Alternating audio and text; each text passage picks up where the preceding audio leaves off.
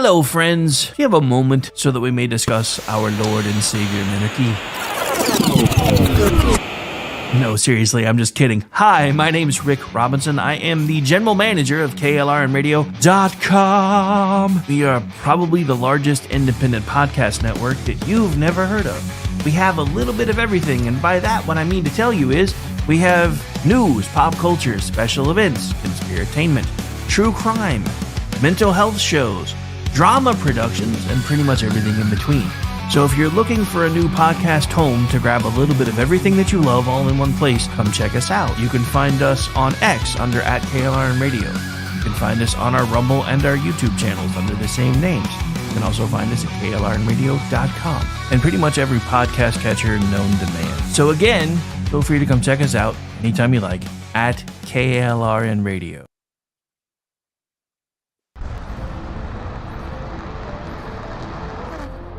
Are you ready to reach for the stars? Tune in to The Lost Wanderer, the #1 monthly podcast on good pods in astronomy. Join our host, Jeff, as he takes you on an interstellar adventure to explore the mysteries of space and the wonders of science. From rocket launches and distant galaxies to the latest discoveries in astronomy, each episode is a thrilling ride through the cosmos. Don't just gaze at the stars, come explore the universe with us. Follow The Lost Wanderer wherever you get your podcasts, and let's discover the stars together.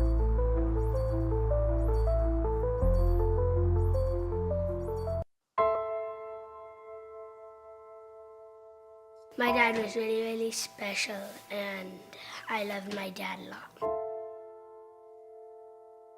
I'm proud of him, and that even though he isn't here with us, but he died as a true hero. I miss everything about him. In the moment that the officers and I had to come see the children, my biggest reaction was, I don't have 7 arms. I have 7 children who just lost their father, and I don't have 7 arms to wrap around them. I'm Frank Silla, chairman of the Stephen Silla Tunnel to Towers Foundation. Our foundation is committed to delivering mortgage-free homes for Gold Star families and fallen first responder families. To not have to worry financially is a huge peace of mind. The thought of, what in the world will I possibly do to pay the bills? How will I possibly let the children have a life that feels normal? I don't want them to have to quit their piano lessons or their basketball. I don't want them to feel that we have to move into a little apartment and struggle financially in addition to the emotional weight. There are over 1,000 families that need our help. Tunnel to Towers is honoring those heroes that risked their lives by providing them with mortgage-free homes. Those who serve us and then lay down their lives protecting our freedoms and our safety, the least we can do is $11 a month to give them that peace of always knowing there's a home, there's that sanctuary when life feels like it's been tipped upside down, because it has, when you lose a parent in the line of duty, to know you can go home, you can be safe, there's no risk of losing your home. That's a peace of mind that I can't believe you can get for $11 a month. I'd like to ask you to contribute $11 a month to support their efforts. Please donate $11 a month by calling 1-844-BRAVEST or visit tunneltotowers.org.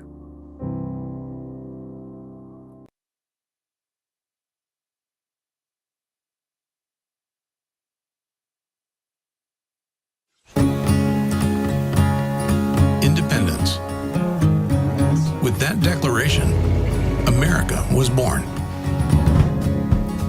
Inspired by a belief in the God-given rights of every human being.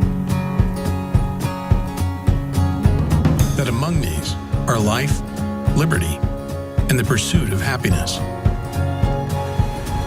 Our government was established to secure these rights and for the good that comes from exercising them well. This is why the founders of our great nation chose independence. As do we. Hillsdale College accepts no government funding. Because independence makes possible the good to which we aspire. Hillsdale College, pursuing truth and defending liberty since 1844.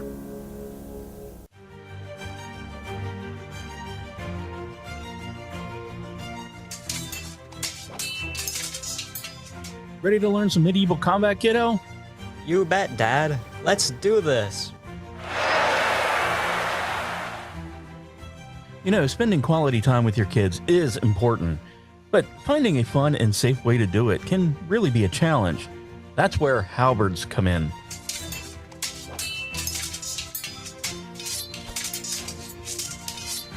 Halberds are the perfect way to bond with your kid while teaching them about history and physical fitness. Plus, they're a blast to play with. So next time you're looking for some family fun activity, grab a halberd and get ready to make some memories. Come on, Dad. Round 2. Halberds, bringing families together one medieval battle at a time.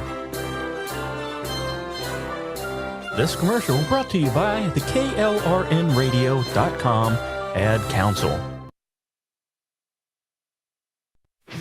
Green man in the desert night, Bigfoot roaming out of sight. Government shadows, secrets deep, conspiracies unfold while we sleep. Strange encounters unexplained, truth is out that really chain. Men with knowledge, voices bold, unraveling history, stories untold. Area 51, a whispered name. UFO sightings, a haunting flame. Loch Ness monster, a watery myth. Cryptozoology, a curious gift. Strange encounters unexplained. Truth is out there, bravely changed. Men with knowledge, voices bold, unraveling mystery, stories untold. Skeptics doubt, believers yearn for answers hidden yet to learn. In the twilight zone where logic ends, the search continues with our hands. Strange encounters unexplained. Truth is out there, bravely chained. Men with knowledge, voices bold, unraveling mystery, stories untold. Truth is out there. Truth is out there.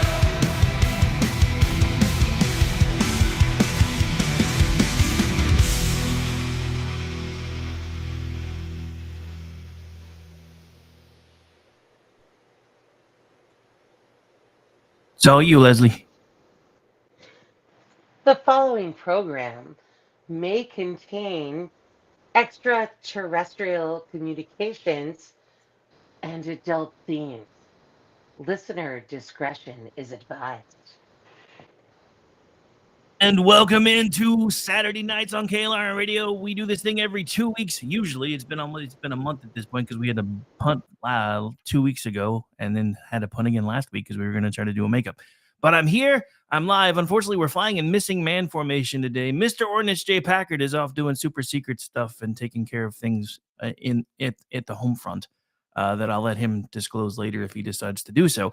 But we are doing our UFO roundtable because we've been trying to do this one now for a month. Unfortunately, Mr. Mickey Blowtorch also has a migraine, so he will not be joining us. And our executive producer has disappeared. I wonder if that, not our executive producer.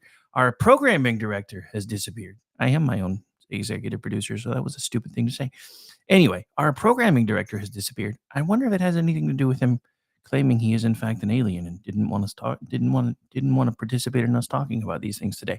However, I do have a panel with us this evening. You've already heard one of the folks that are going to be hanging out with us tonight, and that's Miss Leslie Dowd. She's also our disclaimer babe here on KLR Radio, an occasional contributor, and we're glad to have her back with us. I'm going to start with someone that you are more familiar with because he does a show with us every other Saturday night too. So usually when you're not listening to this one, you're listening to that one. We have none other than Bumpstock Kin with us right now tonight too, and he's even on camera. I am on camera tonight, guys. And I'll fix mine in a second once I'm done with all the introductions. Do not adjust your sets. It is not a Sasquatch. It is just me.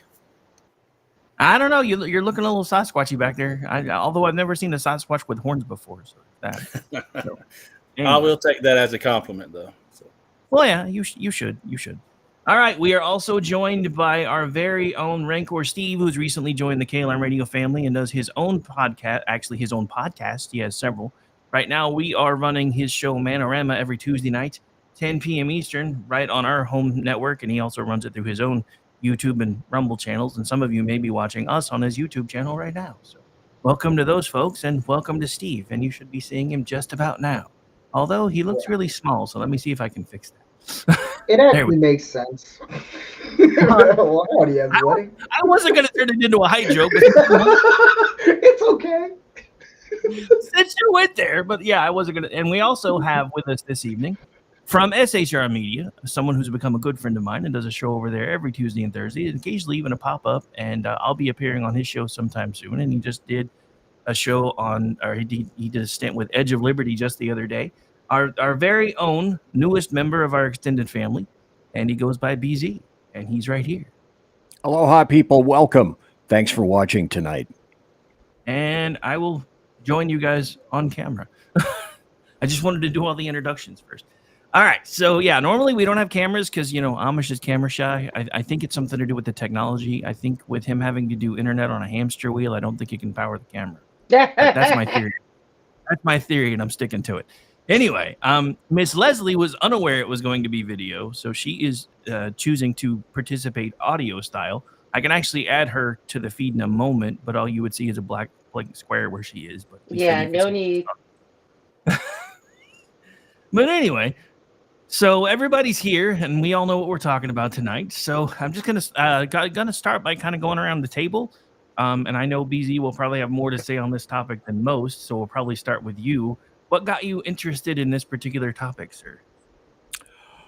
I've been a witness to various forms of UFOs since about 1996, and then there was a huge gap after that. The first one was in San Diego, right around North Island in the U.S. Navy, and that was before it was cool to say that UFOs were around North Island in the U.S. Navy. Then I saw my second in 2019 when Mrs. BZ and I were on a coastal jaunt. We were both in a hot tub late at night, about 1 a.m., and we looked up, and the stars moved. Well, if you haven't been drinking alcohol and you're in a hot tub late at night, you look up and the stars move, that's disconcerting. And then in 2020 and 2021, when we couldn't go anywhere, because after all, I was in California, always spell it with a K at the time. You couldn't go anywhere. It was illegal to live and breathe, all that sort of stuff. And I spent a lot of time with some NVGs looking up, and I saw another 4 events that occurred directly above me, which kept me wondering, what have I seen? Is it something from who knows where? Or is it something that is manifestly via technology that we own? And I'm sure that we'll probably end up punting that subject around quite a bit. So I've always had an interest in UFOs. I have a good friend that is a Bigfoot researcher and investigator. I think I have seen a Bigfoot. Paranormal, not so much, but UFOs, a very interesting and keen interest in UFOs. I'm a member of MUFON and all that hoo-ha, except in Idaho, North Idaho, where I live. There isn't much of an organization, but boy, on a cold night, do we have a great sky. Holy crap. It's wonderful. Yeah, I love your intro to your show because you're like, I am in fact now broadcasting from a free state. Oh, I spent all my time. I originally started in terrestrial radio in the 70s, and then I retired in 2016. Did I say I was retarded in 2016? Well, I was that too, and then I retired in 2016. And you sound after like that, I had to have a job. My dad says that every time he says he's retired. He's like, oh no, I'm retarded. No, I'm retarded. No, I mean retired. Yeah. So I made that confusion. So I had to have something to do. So I went back into internet radio, and I've been having fun ever since. This is a hobby. I love it. Great time. Because I get to meet cool friends and new acquaintances like you guys. Yeah, I've done both. I prefer internet. Having done both, I actually prefer internet radio. I just wish I could figure out how to bust into the pay scale a little more. Yeah, no kidding. But I'm hoping now that Trump is about to take all the throttles off, I hope, of all the stuff that may change for us soon. Anyway, all right. Next up, I'll save Steve for last because I know he's probably one that he's already mentioned he really didn't know that much about this. So it wasn't that. It was like, can I still come on if I don't know that much about them? I'm like, sure. We'll educate you while you're here. Anyway, so Leslie, when you saw the link, you basically said, "Can I please come on and do this?" So just tell folks. Certainly, you can take somebody else before me. No, ladies first. Oh my goodness. Okay. All right. So this is weird because I thought it was going to be 7 people talking about this topic, and I said I must jump in, and a bunch of people jumped out, but this is. I mean, we still technically I have think. fun here, so you're good. I think it's a fun topic to talk about, and especially among people that are sort of like-minded in regular things. To me, I think it's lovely to believe that there is more to the universe than just us in the United States and on this earth. And I am the most Christian of Christians. And yet, I believe that you can be a Christian and believe that the Lord, God created the universe and the earth, and also believe that maybe we're not the only ones here, that He could have created many other planets and many other things. So I was kind of saving this, Rick, for the end of the conversation, but you didn't have to you tell asked me. You didn't have to tell me all of it right now. I was just curious to see why you wanted to get involved. But I'm actually kind of glad that you brought this up because as an ordained minister, I can tell you that one of the first things that drove me crazy about the Christian faith is the belief that we are the only thing that God created throughout the universe to rival Him Himself. When heaven has a whole host of things we've never seen or heard of before. I've always found that a little. But I must dial it back because before you drop this on me, what I want to say is what turned me on as a child to the concept of aliens was that in Massachusetts we all learned in school of Betty and Barney Hill, who I believe were the couple in New Hampshire or something, one of the original people whose experience, what do you say? Close Encounters of the Third Kind, the experience. We all literally learned about that in school when I was in 3rd grade. Yeah, no, I mean, trust me. But all right, so we'll let you off the hook for now because we still haven't heard from Bumpstock Ken yet either. And we'll, like I said, I'm just trying to give everybody a chance to get situated, make sure everybody that needs to promo has time to promo, and then we'll actually get into the conversation here in a second. But so, Ken, what has interested you in this topic specifically? Because I know you're more of a Sasquatch guy. So, yeah. Kind of echo what Leslie was talking about a little bit. Just mentioned I'm a Christian. If you listen to Front Porch Forensics, our show, I talk about that quite a lot about my faith and my beliefs. What's that? Good plug. You're learning. Yeah, you tell that my beliefs play in even to everything that I talk about. Again, you mentioned Bigfoot. I love all things cryptids. I've always studied up on them and loved them worldwide, not just Sasquatch, but he's the top guy, number one. And as far as UFOs go, or UAPs now, I've never really seen anything that is mind-blowing of oh, that's definitely what that is. I've seen things that are odd. unexplained lights, movements that don't really look like they, that don't make any sense trajectory wise. But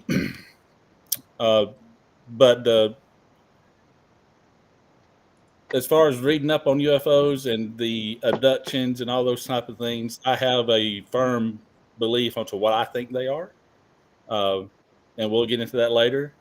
And so it's always kind of went hand in hand with my cryptids, my love for all things cryptids like that and the unknown, and just really looking into it. Sorry. I know there's a lot of word that you're crossover. saying? Cryptids?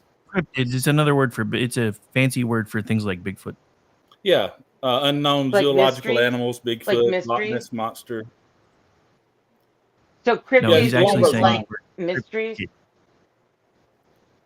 Yeah, it's what CRYPTID, cryptids. Yep. Okay. Yeah, it's just kind of the umbrella label for everything that falls under Bigfoot, Wolfman, Mothman, Loch Ness Monster, all these kind of things. Gotcha. So Aliens would like, fall in there too, I guess. gotcha. Okay. Thank you. I've never heard of Mhm. that before. Thank you. Yeah. Well, Bigfoot, they tie in. A lot of the sightings have UFO sightings tied in together with them as well. So, but yeah, I've always just been fascinated about all that kind of stuff. Sci-fi is some of my favorite movies to watch and to read books on. So. And then, of course, with the government coming out with their these last few congressional meetings and hearings that they've had here lately, it really caught my attention again. And if nothing else, it's just another way that the government's not being open and honest with us. So, Are they ever though? Are they ever? No, That's that's half what I do. Exactly That's half right. But I mean, so what turned me on to all this? And I'll, like I said, I'm saving Steve for last because he's like, I don't know anything about these things, so I'm just gonna hang out. But that's fine. But yeah, so what turned me on to all this, and for those of you who haven't seen or heard this show before, this idea came about from me over 4 years ago, and it was back when Tucker Carlson, way back when Tucker Carlson was still on Fox News, even before he ever got in trouble. And I'm sitting here and I'm watching his show one night, and all of a sudden I hear him start talking about UFOs because they hadn't renamed them.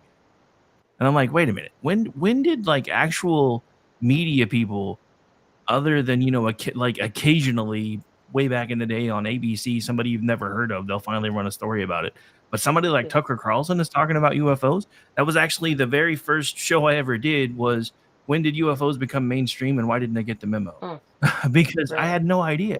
All of a sudden, everybody was talking about it, and it's been that way ever since. And one of the most interesting things for me is if you go back, because this has been a part of our history for a very long time, and that's actually part of what all of this documentation that just got flooded through Congress and everywhere else that got buried in the election cycle news it was discussing was how long we have actually been dealing with these things. These things have been part of our history for so long that one of the original studies they did was if it became public knowledge that we were not alone in the universe, it would cause mass suicide, paranoia, pandemics, or not pandemics, but just people just doing crazy shit all over the place. Mass panic. And yeah, mass panic, mass hysteria, cats and dogs living together, all that stuff. But it's just so funny to me that we're now having this become mainstream. I mean, we've got clips of it being discussed in Congress that we'll be showing a little bit of tonight. We've got actual gun camera footage that we'll be showing tonight. We have all of it. Things that used to be nothing but conspiracy theory, and we're now looking at it like, holy crap, this stuff is legit. I mean, and that's why the title of the show is what it is, because if you've listened to this hearing, they basically admitted that they're here, or did they? Because you'll notice they kept trying to take a lot of it back after they admitted it, because it's what they do. A lot of this originated from the New York Times article. It was in 2017, which talked about the Pentagon's UFO program and Lou Elizondo and ATIP. And once that broke by allegedly a mainstream media what I call the American media maggots, but it broke anyway in 2017. A lot of people tended to pick that up, and I believe that was the impetus behind Tucker Carlson deciding that he was now, you could come out and say that you were interested in it, because if the gray lady said something about that, then it must be verified. Yeah, but it just makes me wonder who gave. I mean, who Maggie Haberman them is what I want to know, because we had a term in the morning show called the bat signal, because it was like Maggie Haberman would put out a statement and then every freaking media outlet would run with it within 5 minutes. So I want to know who the Maggie Haberman was on this topic, because who gave them the green light to start talking about it? Because it's something they've tried to keep secret for decades. I don't understand the policy shift on it. That's the part that I'm still trying to understand. Which is also why I thought it changed from UFOs to UAPs. You know, only tinfoil hat wearers refer to UFOs. Now it's cool to refer to them as UAPs, but they're still the same thing, except that they're hoping that the slime and the tinfoil don't wear off on them, on other people's. Now it's more technical. Ooh, UAPs. I mean, yeah, they did come up with a more fancy term for it, so maybe that's part of the reason why it's suddenly become more palatable. But it just all seems weird to me overall. Just the mind shift and mindset change with it. I'm still trying to get to the bottom of that. But before we actually, I guess I will ask Steve now what made him interested to be a part of the panel, because I did say I was going to save him for last, and he's still just sitting there. So. I would say Joe Rogan and Bob Lazar. Those two guys. It's like being a Christian, growing up, I never really believed in aliens. I'm more of the kind of logical side of it. If it makes sense logically, then okay, I can believe it. There was a video that they showed, I think, in Congress, or one of the videos that got leaked a few years ago, I think when Trump was still in office, of one of what looked like a ship, like a black dot that just dropped like in milliseconds pretty much. And I was like, that's physically not possible for a human to handle because of all the force. And so that kind of pushed me to go, maybe, but I'm always interested to hear things. I'm very open to hearing what like UFOs or whatever it is. Like, I'm even willing to sit down and listen to what flat earthers have to say, just because I was like, you know what? Maybe you might have something, but it's always fascinated me with everything. But I would say Joe Rogan and Bob Lazar have really pushed that, and especially a couple of my friends who are like, I've seen things. And I was like, okay. So, but this is such a fascinating conversation that I could learn so much and dive into it. Yeah, I will say I have never, as far as I know, I've never had any type of UFO, UAP phenomenon. I have had haunting situations, though, which we may get into at another show at another time. But before we go too much further, I do want to play the opening of this particular thing right here, if I can make it work, because my internet suddenly decided to be cranky. So we'll see. Peace, and I hope he lives up. Hang on. Peace, and I hope he lives up to that promise. And with that, I yield back. Okay, thank you, Mr. Moskowitz. And I would now, committee staff asked me to go ahead and I will do it, to enter into the congressional record this 12-page document that Michael Schellenberger brought today that describes the Immaculate Constellation government program. So we will do that now. Every member up here has a copy of it. The first section. It's called the Immaculate Constellation program. But the interesting thing is she actually mentioned something in a second. This is the whole reason I wanted to play this clip. All right, I don't know anything. Yeah, I'm sorry, I don't know anything about this, but okay. I don't. I have a friggin' problem with, like, I'm not a Catholic. I have a friggin' problem with the immaculate anything. But okay, go ahead. All right. Talks about the unacknowledged special access program called Immaculate Constellation, and the second section about USG imagery intelligence. And Representative Luna just told me if I say Immaculate Constellation, I'll be on some list. Maybe a FISA warrant, so come at me, bro, I guess. But without objection, entered in the record. All right, so next we will introduce our witnesses for today's hearing. Thank you so much for being here. Our first witness is Rear retired Rear Admiral Tim Gallaudet, who retired from the U.S. Navy and is now the Chief Executive Officer at Ocean STL Consulting. Our second witness is Mr. Lou Elizondo, a former Department of Defense official and author of a recent bestseller book about UAPs. Our third witness is Mr. Michael Schellenberger, founder of the newsletter Public and author of a recent journalistic piece about special access programs, including one widely identified as Immaculate Constellation. I swear the staff wants me on a list. Okay. And our last witness today is Mr. Michael Gold, a former NASA official who is also a member of the NASA UAP Independent Study Team. Welcome, everyone. We are pleased to have you. All right, so I'm going to stop right there for now. We actually will may play some of the testimony later. But the reason I wanted to play that part is, one, because I think it's absolutely hilarious that she says that somebody says if I say this name, I'm going to wind up on a list. And then they wrote a speech that kept they wrote a statement she had to read that kept making her say the name. So apparently even some of her own staff wanted her on said list, which I find interesting.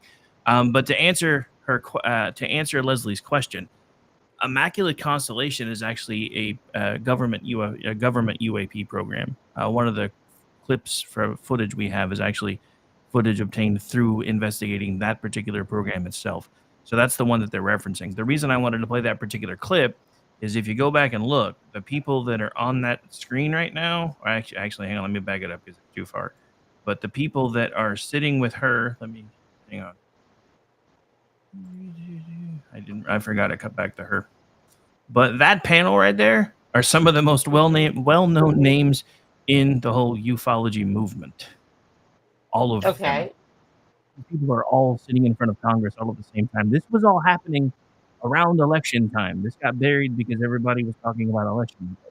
This is where they basically admitted things like, yes, they are here. Yes, we have their technology. Yes, we even have alien biological entities. This all happened in this hearing. It's insane. So this is a good thing, right? Yeah, this is us finding out the truth that they've been trying to hide from us forever. So yes, it's a very good. Well, I think it originated in 2017. For whatever reason, it came out. Lou Elizondo was one of the individuals that was originally on ATIP, and I think it was not necessarily embraced, but it somehow found itself released because of ATIP. And ATIP is the Advanced Aerospace Threat Identification Program. And I think the only reason that anyone in the DoD has said anything about this at the periphery, nobody in real ranks of power will acknowledge any of this, is that someone somewhere or a series of someones somewhere believe that what is seen in the sky or what they don't know and what they can't put their finger on is a threat to the defense of this nation and to other nations. There are numerous sightings of but that's UAPs legitimate, and UFOs right? over military installations and nuclear installations, and they take that as a threat. Right, it ought to be a threat, right? They should be paying attention to it. Yeah. And I think that's one of the reasons that it came out, escaped, and broke, so to speak. But then again, if you're going to be talking about it, if you're going to be having people that were contractors, etc., for the Department of Defense, then I think that's where the little term UFO got changed over to UAP, because it's a little bit cooler, it's a little bit newer, so to speak. And it doesn't involve aluminum or foil. It's new, it's hip, and it doesn't involve tinfoil hats anymore. But I do have a question. You've mentioned some of your own sighting type situations. Are any of those that you're comfortable discussing this evening while we have you on the show? You know, it's sad. I was going to do my own show about this, and I don't have the graphs right here. Not the first one and not the second one, but the subsequent 4 that I watched when I was in Sacramento. I later went out on pieces of paper and I drew them, and I drew what happened, what time, what portion in the sky it was.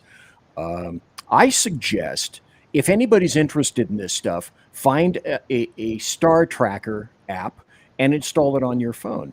And then if you do find yourself having a sighting, then you'll be able to throw up or take a screenshot of what was in the sky and where it was when you saw it, and that will make things much easier. I'll go back to So you're 1996. saying because this is very interesting. If you have your Star Tracker app, then you take a photo of something that seems weird to you in the sky, then you can try to map that with your Star Tracker app, and the app will say, or somehow you can say, yeah, that's not normal. No, the Star Tracker app will do nothing but be a general record.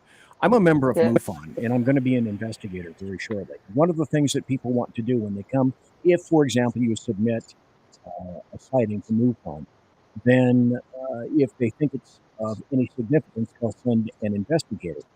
Part and parcel of the investigation process is having some sort of evidence as to what you saw and where it is that you saw it. So, having seen something, if you write it down, if you write the Yeah. time, day, and what portion of the sky in which you were looking, and then you take that Star Tracker app and hold it up to the sky and let it sink in. And once it sinks, then you can take a photo or a screenshot of what stars are in that particular area, because that will help at the time. In other words, could it be a planet that you saw? Could it be a missile shell? Could it be Skylab? Could it be any of the junk and effluents that's cruising around, the hundreds of thousands of Yes. pieces of crap that are in the atmosphere over us, some of it in geosynchronous Yes. synchronous orbit. So that's an attempt, if you have that app, to screenshot the general area, because that will let people know what was in play at the time Yes. that you saw it. Any evidence like that is always good. All right. Well, Yes. I do want to take a second just to throw this out there. We are currently being simulcast now on SHR Media's YouTube channel as well. You can see us right there on the big screen, even. Nice. Thanks, SHR. Hello. All right. Just wanted to throw that out there. We lost Steve. Hopefully, he'll be back momentarily. I don't know what happened there. Maybe he decided he'd had enough of us. Hey, BZ. Sir. That Star Tracker app, does it cover it tracks like the space station and satellites and stars and stuff, all that together, or?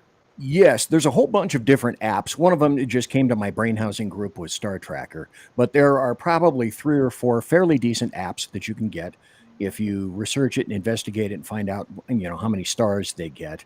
And each one a little bit different. Some you have to pay for, some are free. With the free ones, you get ads, but they will give you a general overview if you have a recent sighting of what happened to be in the heavens at the time that you made your viewing. And I did that once for the viewing in 2019, and sadly I didn't do it for the 4 times that I had in 4 times in 2020 and 2021. But I wrote it all down, and I wrote the times and the dates and the initial configuration of whatever it is that I saw, and then how things ended up. And any evidence, if you're serious about documenting, and any evidence that you have is always good. Now, do I necessarily believe that everything that I see is a UFO? Well, by strict definition, yeah, unidentified flying object, or UAP, unidentified aerial phenomena. Oh, there's a big difference. Not really. So almost anything that you see that you haven't identified is up in the air, and it's an object, falls under UFO. But is it alien in nature? I have no damned idea. None at all. Now, I can tell you what I saw, and I can tell you that they are anomalous, and I can tell you that you don't customarily see them, and I can tell you that subsequently I went out and purchased some NVGs, which are cool as hell, because on a clear night, you wouldn't believe what's up in the heavens moving around. Now, I would guess that most of you have probably been out at night and seen Starlink. I haven't. Yeah, it's, Okay. it's pretty cool to see. Yeah. I've seen it. Yes.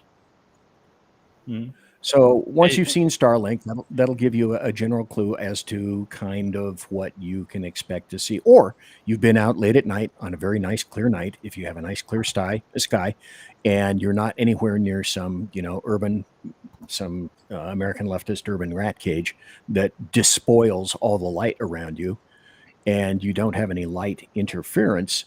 There's an amazing amount of stuff to be seen.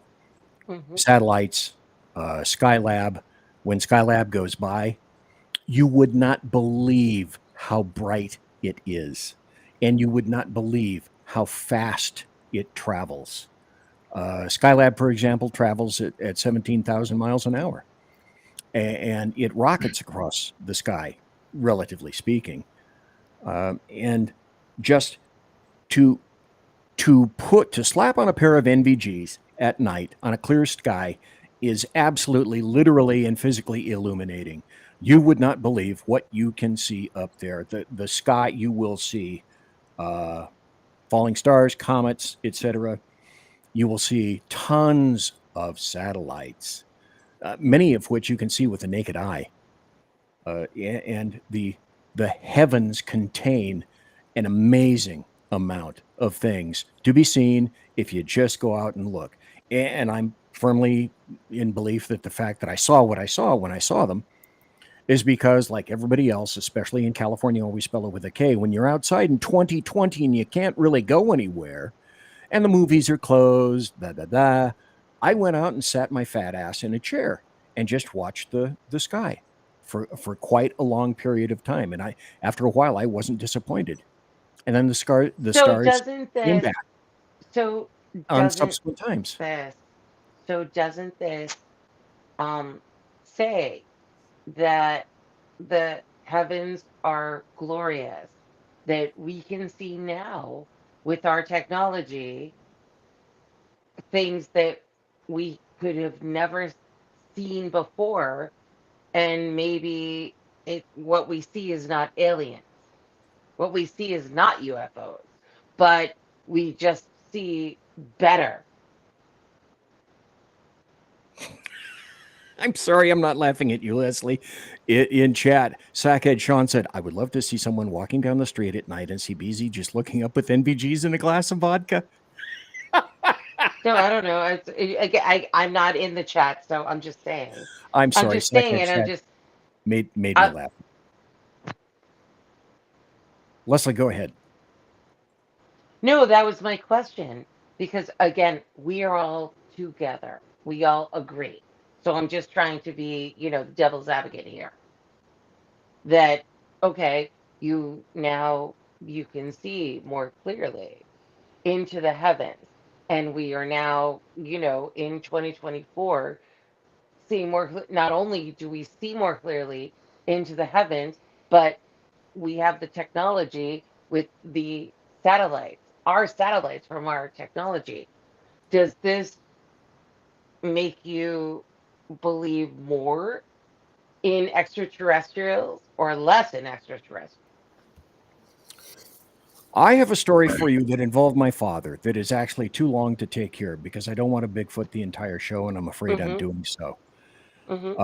But there are those who believe, there are ex-officials who say that since 1947 in Roswell, New Mexico, that we have reverse engineered various amounts of alien technology for secretive arms race, which may involve Russia, which may involve China, and some others. So to go back, do I know for a fact that I saw a UFO or UAP? Oh, yes, definitely. Do I know that it's alien in nature? Oh, hell no. Right. For example, a TR-3B is something that's generally triangular in nature, and people have said that we've been working on those for quite some time. If you remember the SR-71 project, And then we said we were going to be moving into Aurora. I'm a big fan of the SR-71. It was 1960s and 1950s slide rule technology, creating an aircraft that no one really has exceeded at this point right now. And it was so terribly expensive that the program died. And the only people that took it up were NASA's, because they had the money in the budget at the time to be able to continue with a few SR-71s. Then apparently we transgressed or transmogrified into Aurora. No one ever saw a particular example of that. We have drone technology. We have stealth technology. How did we get that? How did we get? Look up Tacit Blue. TACIT Blue. I don't need Tacit it. Listen, man, I don't need to look up anything. I'm asking your opinion about stuff. And And that's I'm what I'm with giving you. you. Look up And I am Tacit with Blue. you. Tacit Blue And I am with technology you. is And I'm with technology. you. And I said I grew up with the legend of Betty and Barney Hill. Yes, I grew up with the 1961. legend of Betty and Barney Hill. So I'm not challenging you. I'm just saying with I'm just saying, what do you believe now? Well, I Well, do mean, I to be, here, be let fair, me I think he's tried to tell you what he believes. He's seen Okay. things that he can't explain, and he doesn't know whether Right. they're alien or not. He just knows that Right. they're And abnormal. that's it. And that's the thing. I'm asking is, are you convinced, or are you still skeptical? I don't know what I saw. I don't There you know if go. it was definitely alien, and I don't know if it was terrestrial in nature. I do know There you about the go. Fermi paradox. If you're not familiar with the Fermi paradox, it's the discrepancy between the lack of what people call conclusionary evidence of Mm-hmm. advanced extraterrestrial life and the Mm-hmm. high likelihood of its existence. So there was a guy named Enrico Fermi who came out of Los Alamos during the Manhattan Project, worked on that and a few other things. And he and another dude named Edward Teller got together and said, okay, what is the percentile chance, and can we make an equation out of this that would indicate the likelihood of aliens and alien technology? And so they came up with, what was it? The Drake equation. And the Drake equation was sort of a probabilistic argument that nuclear physicists and swellheads came up with to try to figure out the likelihood of a civilization making it to some kind of a out into the big beyond. And then they came up with something called the Great Filter idea. And they had something called the Kardashev scale. And essentially what they said, and it's been in science fiction books and movies and things like that forever. But what's the likelihood of any advanced civilization making it beyond its two areas, making it beyond its atomics and making it beyond its AI? And if you can get an advanced civilization to somehow make it beyond its atomics realm, in other words, if they are sufficiently smart enough to be able to make it beyond and not blow the fuck out of themselves on the planet and eradicate and irradiate the entire planet, then what's the likelihood that they would pass that and get to an AI where AI doesn't in fact end up killing them, and then moving on? And then depending on who you talk to, which particular scientist, and using what particular scale, some people say that there is no way in hell that advanced civilizations have made it out into the ozone. And then there are those who say the universe is so wide and so vast and so incredible that it would be silly, stupid, and fattening to think that there haven't been alien civilizations that managed to surmount those two huge mileposts and then go out into the universe. I And completely agree. I'm I Bigfoot. completely agree. Can the gentleman on the top right, can my buddy on the top right say anything? Oh, which one? Me? Or Yeah, you. Me. Yeah. Yeah, you. Yes, you. I think with the advancement of all the telescopes, for instance, we're getting to see all the very clear pictures of the universe now. especially since Hubble, and then the upgrade with the new one. I can't remember its name now. It's the Webb. It's the other guy. Yeah, it's thank you. But I think that has really caused an uptick in the imagination of people to really want to look into the universe. And when it's the human nature, when we see something so vast that we want and we desire those sci-fi movies we watch to be real, right? So just follow me on this. So is there life out there that's advanced enough it can come visit us and study us and all that? That's very highly probable as far as people can, most people believe that. My question, I always wonder if they're that far advanced, why are they studying us? Just kind of see where we're at. You have people who believe that they are so far advanced that they're coming back to check on what they started, because there's a huge following, a belief of some people that our civilization started from aliens, from outer space visitors. And there's compelling evidence that that could be the case with some of the, Egyptian, whatever they're called, they're little doodles on the walls, Hieroglyphics. Yeah. Yeah, and then even all the way down to the cave paintings and stuff. You see things that could be construed, taken for a spacecraft or an alien. I don't really think, personally, that there is a life form outside of Earth. And again, I fall back heavily on my religious beliefs on it. And I think that what we're seeing as far as what we're seeing in these videos, I think most of them are government type or private sector type drones and things like that. I think they can be explained away.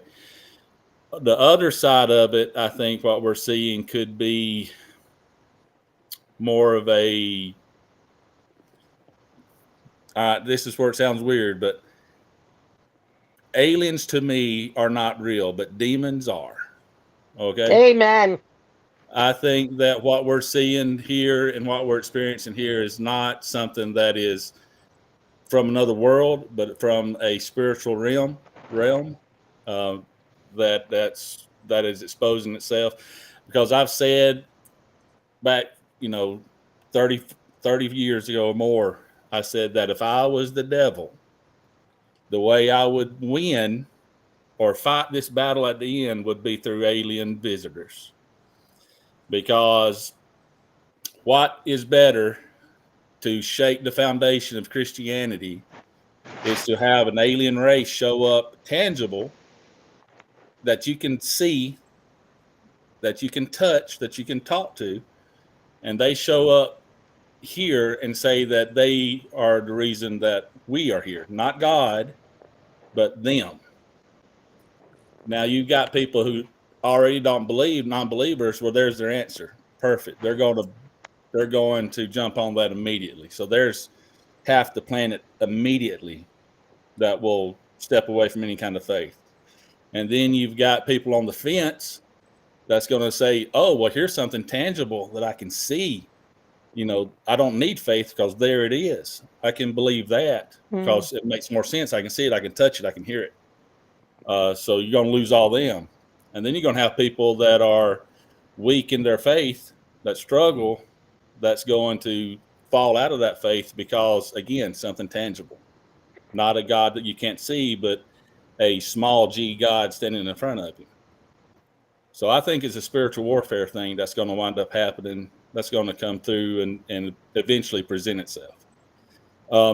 Now, I do leave the door open, so if a alien does land and make contact one day, and they walk out and say that they are, we come in peace or whatever, that we are the same type of creation that you are, just from a different world, the same God that made you made us, and they're not, trying to take over or change anything along those lines, then we can talk.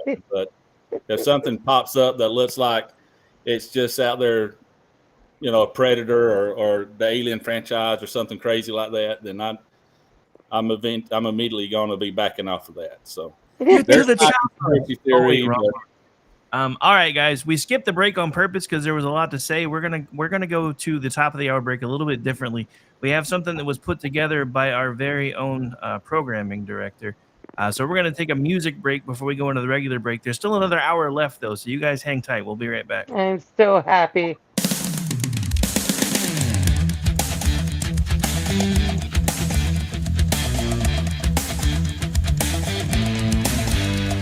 It started in Roswell back in 47. A spark in the desert, a rumor from heaven. A farmer found debris that didn't make sense. The whispers grew louder, the cover-up immense. Then came the lights over Phoenix at night. A silent formation, mysterious flight. People stood frozen, their hearts full of wonder. Was it man-made or a sign from out yonder? Eyes to the sky, searching the unknown. The stories we tell, the seeds that are sown. Are we alone in this vast galaxy, or are they watching just out of reach?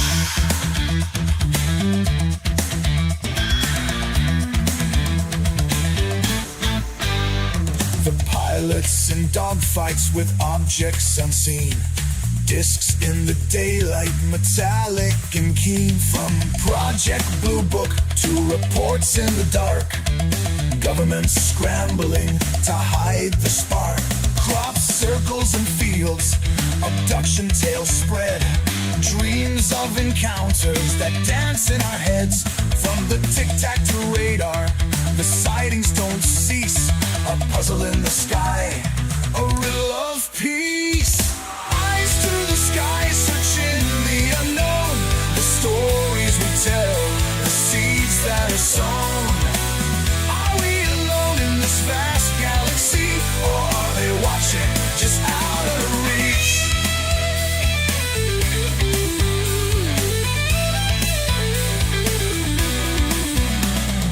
Ancient petroglyphs tell of strange lights. Old texts speak of gods descending in the night.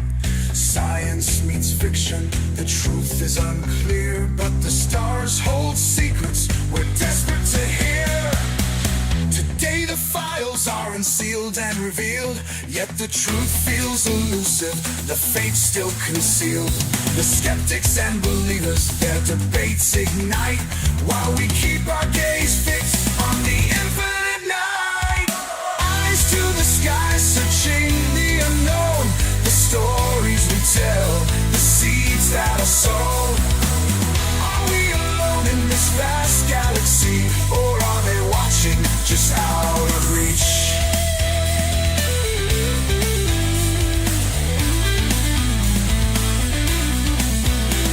We look to the heavens and whisper a plea for a sign, a connection, a cosmic decree. Through the ages we've wondered, and still we will try to uncover the truth with our eyes to the sky.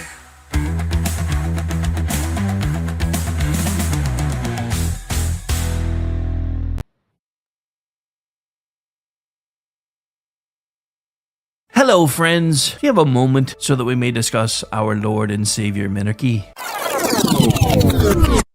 No, seriously, I'm just kidding. Hi, my name's Rick Robinson. I am the general manager of KLRNradio.com. We are probably the largest independent podcast network that you've never heard of.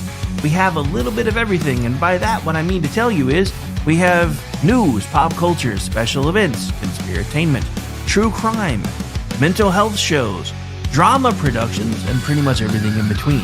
So if you're looking for a new podcast home to grab a little bit of everything that you love all in one place, come check us out. You can find us on X under @KLRN Radio. You can find us on our Rumble and our YouTube channels under the same names. You can also find us at klrnradio.com and pretty much every podcast catcher known to man. So again, feel free to come check us out anytime you like at KLRN Radio.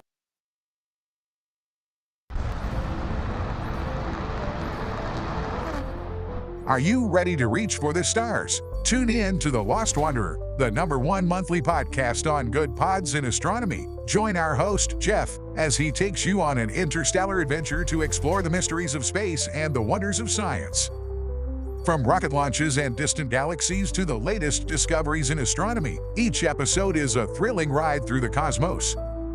Don't just gaze at the stars, come explore the universe with us. Follow The Lost Wanderer wherever you get your podcasts, and let's discover the stars together.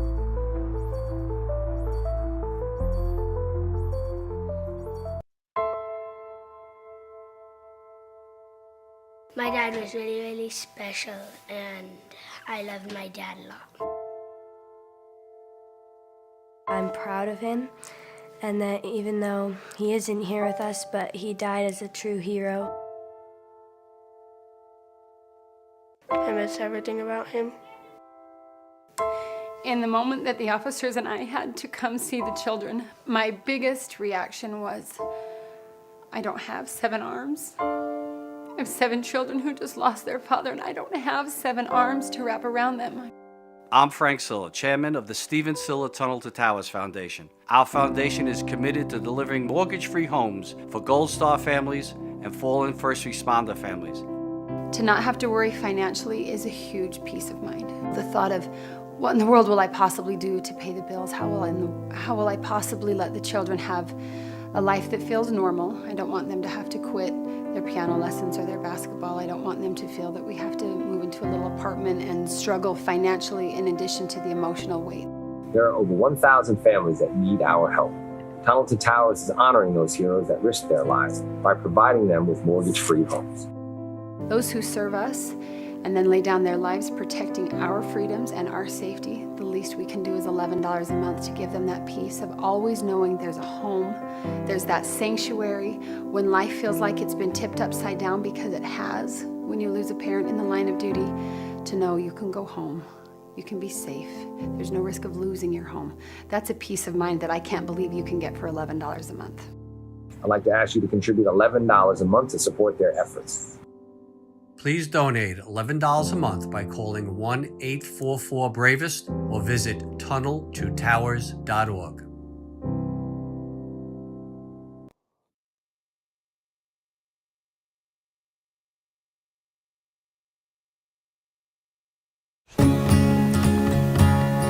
Independence.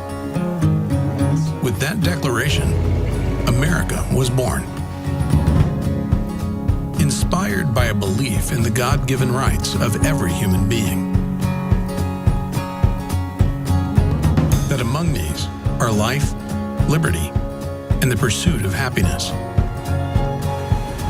Our government was established to secure these rights and for the good that comes from exercising them well. This is why the founders of our great nation chose independence. As do we. Hillsdale College accepts no government funding because independence makes possible the good to which we aspire. Hillsdale College, pursuing truth and defending liberty since 1844.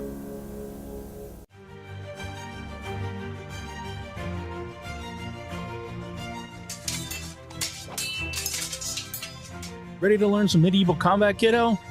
You bet, Dad. Let's do this.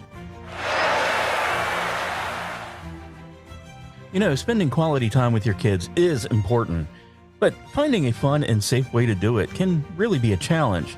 That's where halberds come in.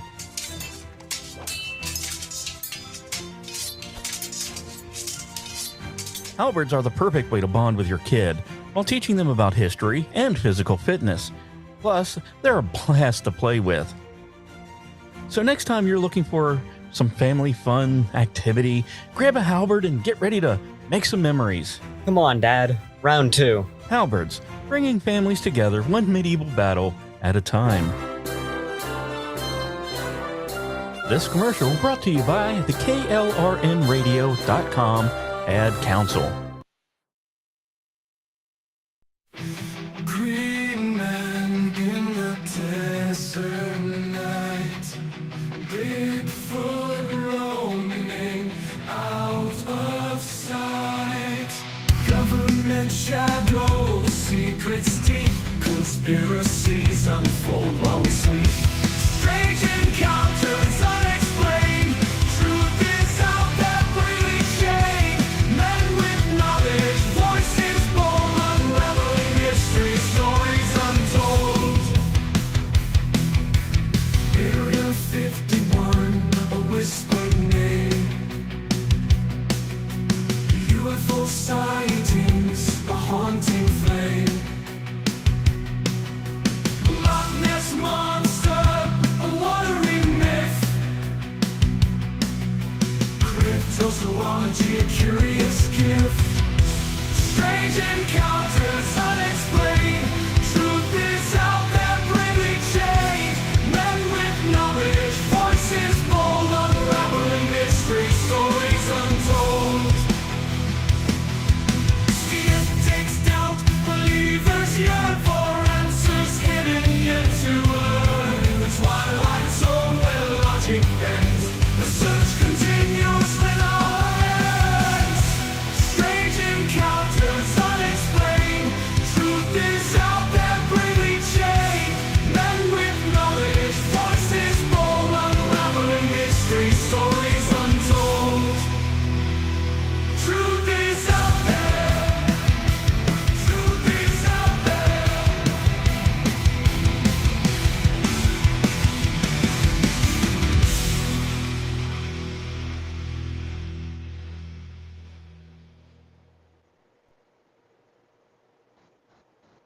You're up, Leslie. The following program may contain extraterrestrial communications and adult themes. Listener discretion is advised. And welcome back into Juxtaposition Hour 2. I am Rick Robinson, part of the normal crew. The other half of the normal crew is off doing super secret stuff. Mickey Blowtorch was going to join us this evening, but he's not feeling well either. But we do have a panel that I'll be reintroducing in a moment because we are discussing the UFO Roundtable discussion this evening is what we've been focusing on. And it's because of all the news that's dropped over the last couple of weeks that you might have missed because of the election. So reintroducing my panel one bit at a time. First of all is myself, actually on camera. Sorry, I know some of you were like, please turn that back off. Nope, not going to happen. Then we also have our very own, well, actually, he's off camera right now, so I'm assuming he may have stepped away. There he is. All right, so now he's back. So there we have our very own Bump Stock Ken, who hosts a show right here on KLRN Radio, Front Porch Forensics, which runs the opposite Saturdays of this show. Then we have, for the first time with us from SHR Media, our very own BZ, part of the new family around here. And we have, I don't see him anymore. Did he step away? Nope, there he is. All right, sorry. I'm not used to having to deal with so many cameras. We also have from Manorama and Manorama Productions, Rancor Steve, who just got a compliment for his name, which I thought was pretty cool. And of course, our disclaimer babe, Leslie, and Ken has a peeker. Yes, Bump Stock Barbie is walking in. Who that? Whoa. Say no to that. Why would I say no to that? That might boost ratings. Hey. We'll save it for next Halloween. How's that? Okay, I'm going back to cleaning. Yeah, I didn't mean to drop the bombshell of demons. I was wondering what she was up to. Yeah, I was wondering what she was up to because I saw it in the workroom. She's like, I have an idea, and I'm like, oh crap. Yeah, I didn't mean to drop the demons bombshell at the end of the last hour there, but it is timed out that way. Hey, I know why you're not on this show, sir, and you can't say that because we know better because you are one. So there. Yeah. I always knew he was. I always had a suspicion. Well, I mean, he doesn't hide it very well either. No. He just, I mean, you put a couple beers in him, he's telling you exactly where he's from and how long he's been here. Doesn't hide it very well. But No. anyway, so back to the discussion, and I did have this queued up, and then I changed screens. So hang on, I got to get back to it. Because we've got some footage that I figured we'd talk about in this hour. I don't really want to go into the heady side of the reports and all the different, technical language and everything else. I just want to kind of show people what has been being released because of the reports, and then discuss those things. But my computer's being a little cranky, so bear with me for just a second. I have too many DMs. I have noticed this. Because when I lose one, it takes me forever to find them again. Where did it go? I do. Okay, so I do have a question for you guys. Sure. If I have an answer. Let's see if they match. Oh, okay. So let's just say aliens do come here. People be like, hey, look, we're like you. We have the same God and all this stuff.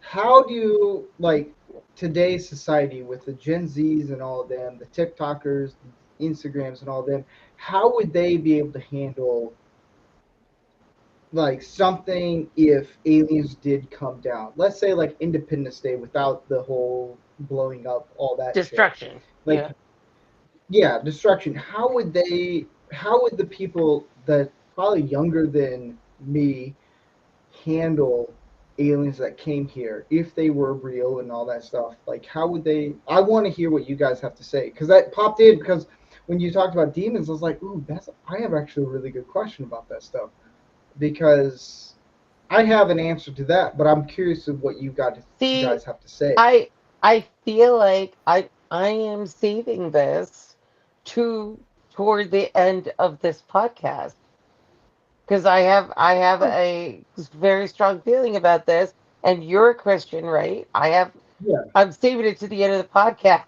Okay. Well, no, that's fine. We'll come back to that. So before we get to that, though, I would like to start showing some of the footage that we have collected. So some of the gun camera footage. This one was actually submitted by Mr. Mickey Blowtorch, who unfortunately was not feeling well and couldn't join us.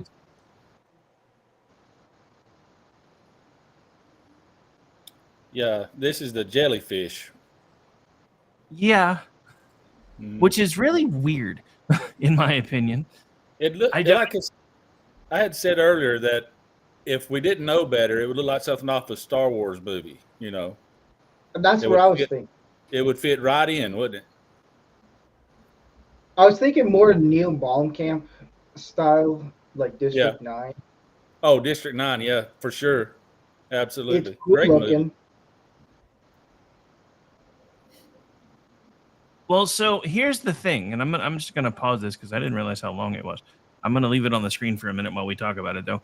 Here's the thing. So one of the theories that I have been seeing bantied about the internet regarding aliens and all this stuff, or whether they're extra dimensional beings and stuff like that, which we may get into in the second half of this hour, because there's stories about that too, is this, that they may or may not have underground bases or even undersea bases. So if they do, they being the aliens.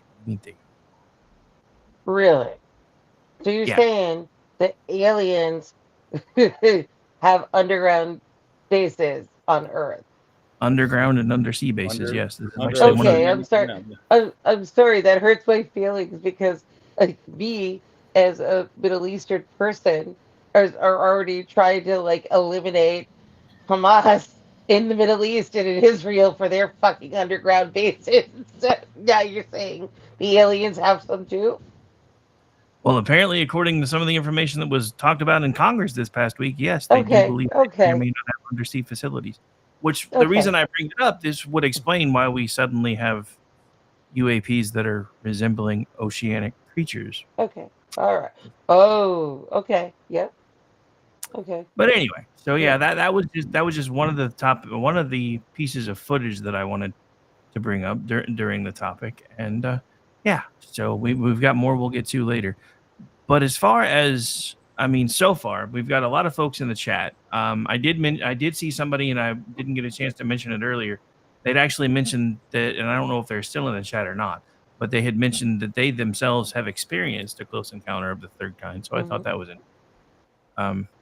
Again, I have not. I have had close experiences with what I believe were some form of spirit or maybe even a demon a couple of different times, but not alien. But yeah, so I mean, just kind of going around the panel, starting with Ken. What are your thoughts on the jellyfish? What do you think? What do you think it might actually be if it's not what they're saying it is? Well, like I said, I'm a big skeptic on it. So my first instinct, obviously, is it's a drone, some sort of surveillance type drone. Why is it shaped that way? I don't know. But now, if we're to play along with the alien outer space type thing, I was thinking the same thing you were with the reports of them being underwater, in the oceans, that it would make sense because it would be the things that they are seeing in their natural surroundings to kind of make it something that they are looking at, which would be the actual the biological living organisms in the water. So that would make sense. It would be shaped like a jellyfish, kind of. I hate to see the day that like the big great white shark spaceship comes up and drone starts checking things out. As long as it doesn't start playing the Baby Shark theme, I will be fine. Oh man! I was ready for it. Shame too. on you. Don't listen, man. Don't put that back in our heads. Shame on you. You're welcome. Hey, I have a 4-year-old granddaughter who lives in my home. I hear Baby Shark on a loop. That and the Frozen song are on a loop. So welcome to the world. And Steve, please catch her up. Please catch her up to something more modern. oh, actually, she's starting to get into all the Disney movies now, so she's singing other stuff now, but still. And Steve, since you're one of the newer folks, especially to this particular conversation, what are your thoughts on this particular gun camera footage? So I have one question. When was this when was this filmed actually? Because there's an actual point to this. I'm not sure if the sourcing I have shows, but let me find out. The biggest revelation came through in 2017 when the New York Times broke that article, and then Louis Elizondo came in on that. But a great deal of the gun camera footage came from Southern California, off of, I think, the Nimitz, and whoever was flying, like David Fravor was one of the ones. And I believe that was around 2005. Rick, you're going to have to correct me on that when you find the video. But I think it sources back to right around 2005, give or take. Okay, so yeah, I'm looking right now. The reason why I asked the date, or roughly around the date, 2005, if that's the time it was, is because I come from a film background, so with adding in special effects and visual effects and all that stuff, knowing that here's the thing. When it comes to footage, if it's like an actual like gunman footage, it's really easy to add in things. If it's like 5 years from now, like 5 years earlier, you can add it in there really easily and make it believable.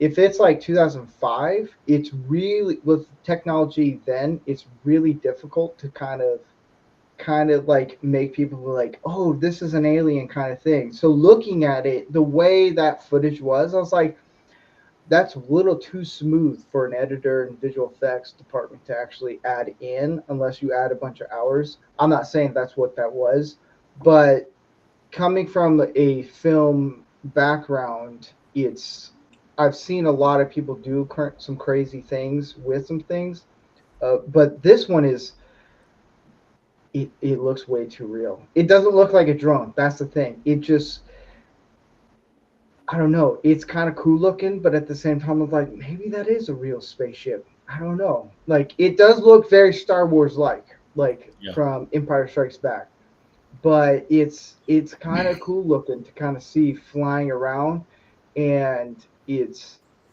don't know. I'll be honest. First thing I thought of was Imperial probe droid. Yes. It's almost like somebody stole it.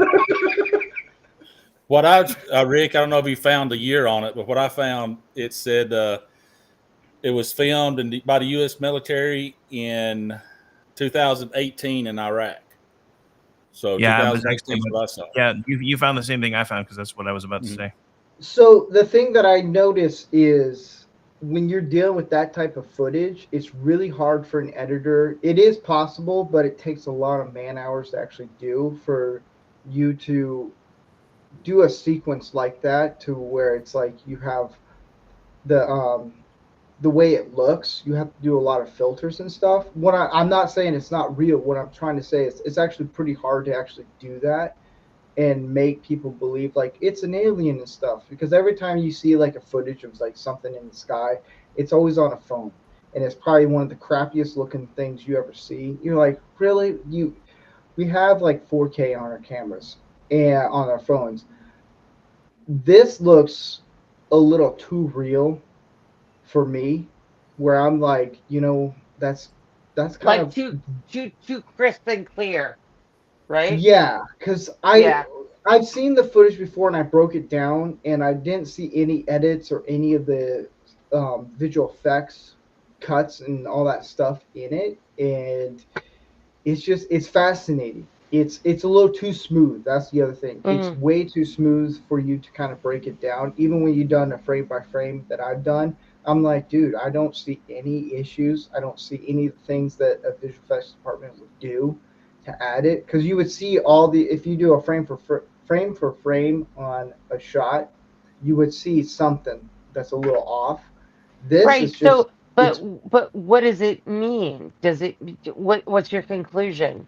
Is this like an alien, like a, whatever the hell they call it now, UFO, or is it just some lovely thing that the government makes, lovely technology that the government makes? What's your conclusion? it could be either both of those. It could be Yeah. something that the government made, or it could be something that's not that we UFO alien like. Yeah. I don't know. That's the thing where I'm kind of like, I'll with that footage that Rick showed, I believe it here because it's like I've done the research on it and I've done the frame for frame shots and everything and dissected everything, and it's like there was no studio, no company in Hollywood made that one. It's real. I don't know. It could be a drone. That would be a one hell of a big drone. That's for sure. Yeah. Yep. And Yep.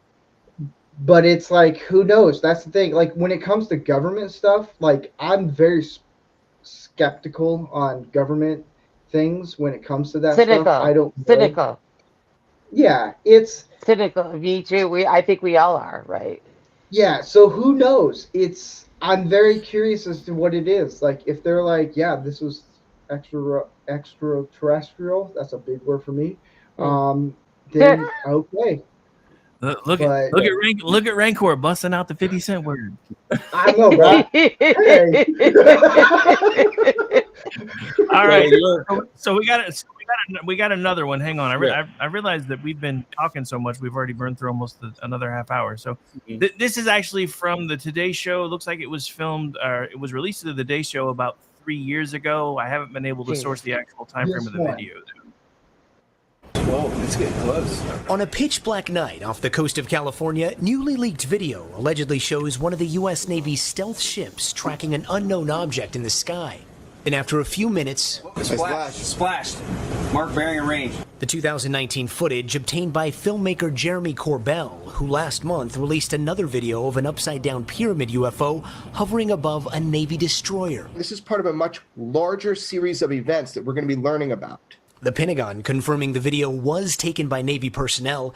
The image is now being reviewed by a government task force set to brief Congress next month on what they call unidentified aerial phenomenon. This weekend, 60 Minutes speaking to fighter pilots who reported seeing unidentified flying objects.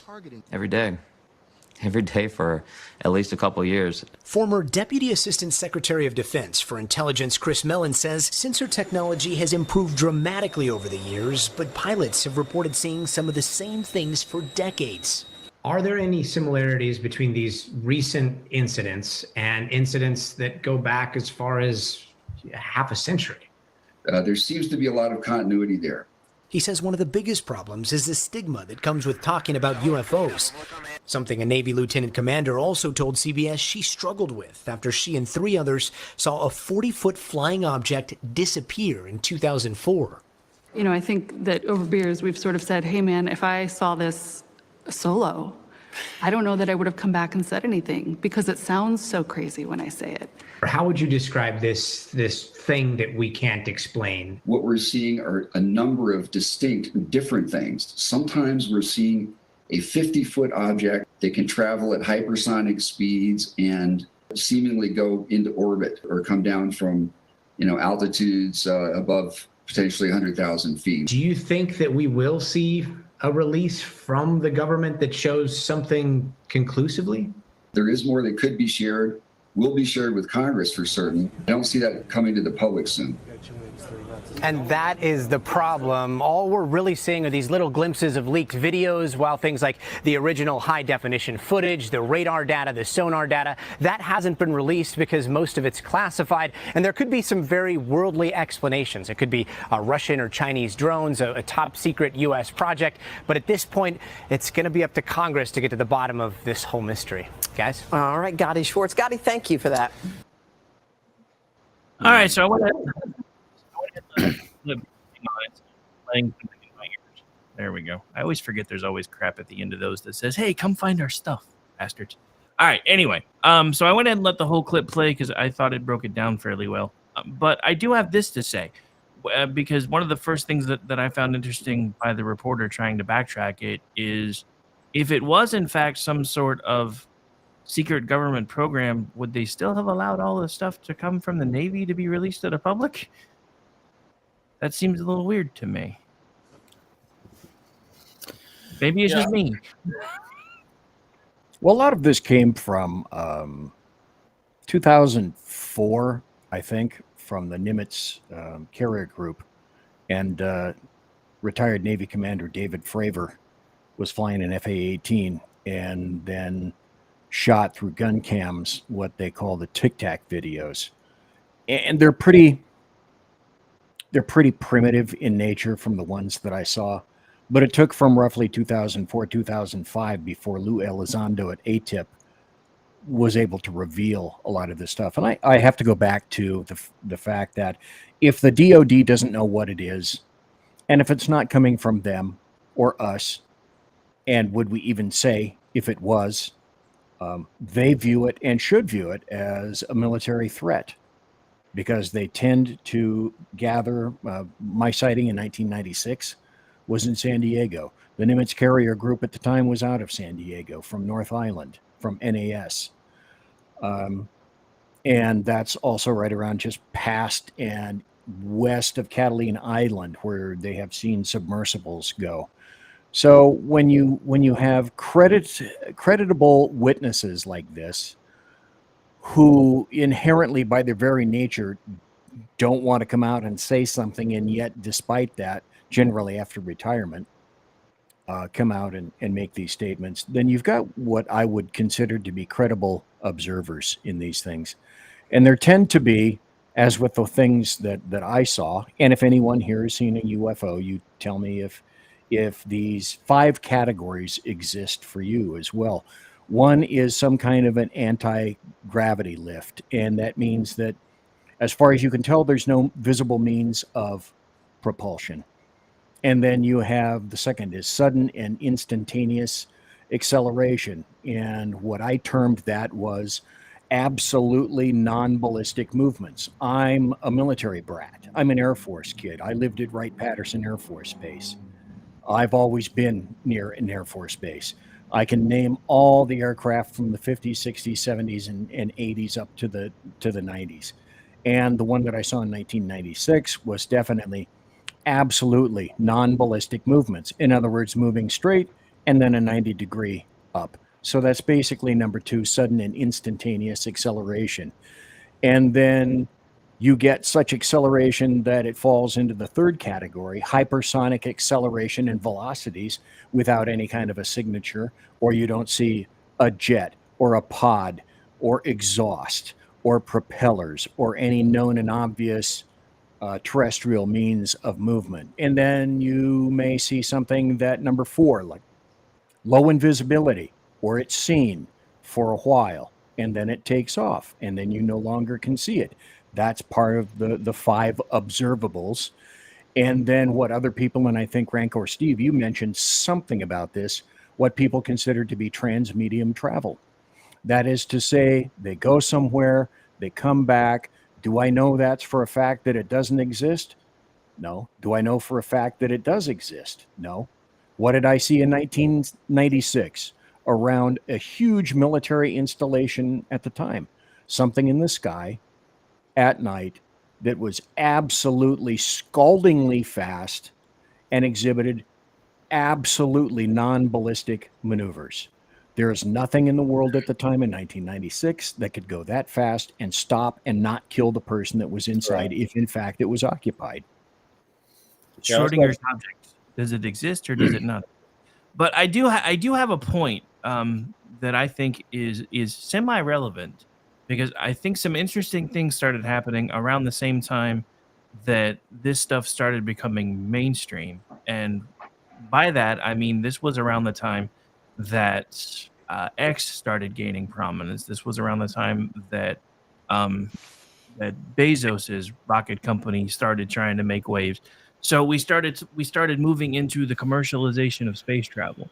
And I find it interesting that around the same time that those things started becoming household names, that's when it suddenly became okay to talk about this kind of stuff.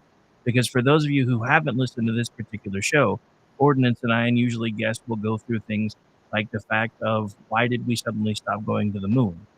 Because it makes no sense that if we made it all the way there in the 60s, why did we suddenly stop going? One of the topics that we've discussed here is the theory, and this is a widespread theory that's been all over the interwebs for quite some time, is the fact that there may actually be an alien presence on the dark side of the moon that basically told us not to come back. So is this part of the reason why, now that the government is losing control on people's ability to get to space, that now they're suddenly openly discussing all these things to get a trick they've known about for a long time? I think that since you mentioned not going back to the moon, I think that's also one of the reasons we may not be exploring the ocean like we really should be as well. But do you think that the government releasing this stuff could them just be getting out in front of what they know will be an uptick in sightings and that's what I said. Yeah, no, that's what I suggested earlier. Yep. Yeah, right. Yeah, I mean, and I think that may actually be the thing, but I think the reason they're trying to get out in front of it is because they don't have a stranglehold on space travel anymore. NASA was pretty much, other than other world agencies, and there weren't very many, NASA was pretty much the only way we used to be able to get to space. Now it's not. Exactly. Now we have private companies that are actually doing the job for NASA, because NASA can't do it anymore for reasons we won't get into on this particular show. But so I do find the timing of that rather interesting. Now, there's one other point that I did want to make tonight as well, because while I do believe that some of these things may actually be extraterrestrial, and I think it may have actually been Ken that touched on this earlier, I don't necessarily believe that they are extrasolar, because there is a theory that there is another planet in our solar system on a very large elliptical orbit, and that's technically where all of us came from and where a lot of these objects may in fact be coming from, otherwise known as Nibiru or Nex. You're indicating Nibiru. Yes. All right. I don't. This is new to me, and I don't know that we have time to educate me about this. But I'll ask any of y'all on the down low about what that is. Okay.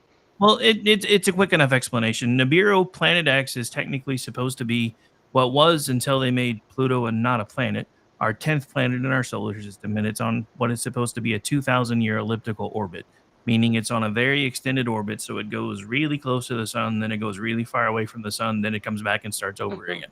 So they're about once every 2,000 years, it's fairly close to our orbit, kind of like how every 2 years it takes about 6 months to get to Mars. So kind of the same thing. Nibiru, about every 2,000 years, is fairly close to us. So at least that's the theory. And what about it? They believe that may be where most of our life actually came from, is that particular planet. They who? The people that have the theory.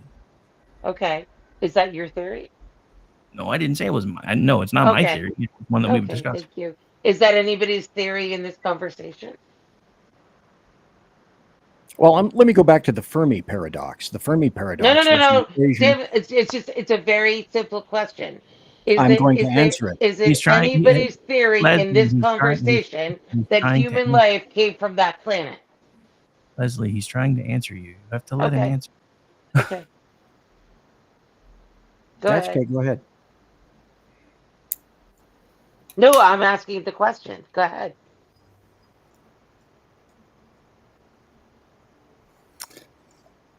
I don't All know right. that. I don't know anyone that believes that theory. I think it's just one of the many theories that are out there. I don't put a lot of credence into it, but I know there are some pages and some forums that do, believe that. Absolutely believe it. It's not a. To me, I don't like I said. To me, I don't really buy into it. But there is a lot of kind of like the flat Earth. You can find forums on it everywhere. A little bit of research on it, but.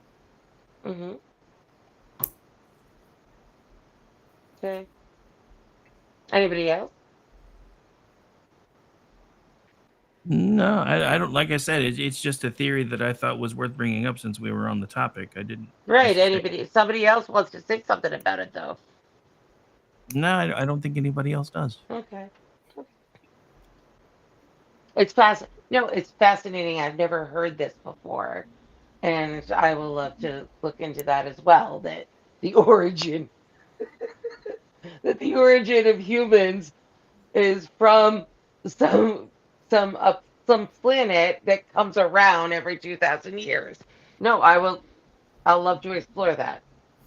Well, part of it falls into the theory of around every 2,000 years, it seems to be like a reset that happens on the planet. There's talk about some of the major events, life changing events happening roughly every 2,000 years, which would coincide with this planet being close enough that they could, I guess, travel easier and visit us. And it kind of resets human history in a way, or advances human history many times over, around every 2,000 years or so. And like I said, I think that's a theory for people who just can latch onto something, I guess. I mean, it's not any more crazy than a lot of theories out there, in my opinion. Correct. Yes, I agree. All right, so it's just the first time that I've heard this one. No, I understand. So believe it or not, we're down to about the last 20 minutes. So since we are getting into the point we're going to have to start closing things down, I know some of you had some discussion points that you were wanting to save towards the end. So who wants to go first? I'll open the floor. Anybody? Okay, I'll go first. First of all, thank you all so much for welcoming me into this conversation. I'm so happy. And this has been incredibly awesome. Thank you for following me back on X. My feelings about the possibility of life on other planets and life, coming extraterrestrials coming to visit us has no bearing on my Christian faith. And this is why I disagree with other Christians. It's not binary, because if you are a real Christian, then you must respect that the Lord can do whatever he wants on any other planets. We as humans on Earth, we're not the only ones in the universe, and the Lord is supreme in the universe. And it's none of our business. It's none of our business what the Lord wants to do with other planets. And that's why I absolutely believe there is life on other planets. And if or when they come here, we'll deal with it. But it's none of our business. Thank you. Sure. So I'll go next, and then I'll open the floor to anybody else. First, I tend to agree with Leslie's overall statement, and I again reference the fact that in Revelations, there are creatures described in heaven that we don't see here on Earth. So the idea that God only created us in a universe this vast seems just a little strange to me. So I do believe there is the possibility that there is life on other planets. I think in some ways, I honestly think, because again, part of the scripture says we see through a glass darkly. I think we've been here a lot longer than anybody wants to admit, because God lives outside of time. So there is no. That's right. I know there's a reference in the Bible that says a day in heaven is 1,000 years on earth. I think that was to try to make math simple for people that didn't really understand. I think we've been here for a lot longer than anybody wants to admit. And if you look at some of the things that have happened throughout our history that we're just starting to understand, I think this is probably the second or third time we may have reached this particular level of development. Because there's a theory out there that once you get to this level of development, you are 95% certain to destroy yourself. Because you're Well, either I'm not down with that. I'm just saying it's none of our business. Well, yeah, no, I understand, but I'm just giving my points of view. So as far as what I think personally, as of right now, based on the information that I have, I think the idea that there is life outside of our planet is rather plausible. I also think there's the possibility that there may be life outside of our solar system. However, I think not only has it already been here, I firmly believe that we may actually be the galactic zoo. They drive by and lock their doors and windows and wave and just keep going. Because why would anybody want to come here? If I'm being completely honest while we're having this conversation. So I don't know. I just know that it's odd to me, the timing of all these things starting to be discussed and being discussed openly after they have tried to keep them under lock and key for decades. And I do find it interesting that the timing coincides with our government losing the grasp on space travel. So I think there's there, and I don't think we're going to know exactly what's there until they're right in front of our face. But I do think there's something there. That's what I think. Steve, you got anything to add? Yeah, I do believe that there is something out there. I don't know what it is. I always tell people that they're always like, they're coming for us. They're coming for us. I'm like, look, they probably, if there is something out there, they probably know of us, and they're thinking, we ain't gonna touch that planet. They're crazy. We are the Circle K moms of the galaxy. We are the most batshit crazy people on the planet. But I always tell people, I was like, you know what? If you're curious about everything outside of this planet, look at it in a logical way.